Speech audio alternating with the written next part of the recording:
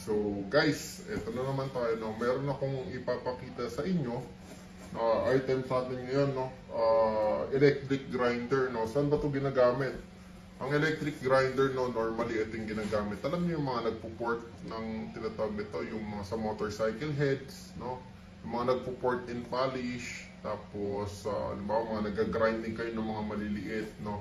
So ang purpose nito is para makapag-grind kayo ng mga maliliit na bagay na hindi kaya ng angle grinder, hindi kaya ng yung mga drills, no? So ito, nakikita nyo naman, no? So Flyman USA na electric grinder, no? Mini grinder siya, no? So ang model niya is FLY 211.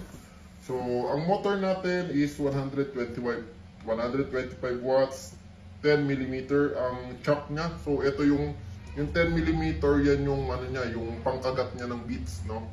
So ang speed niya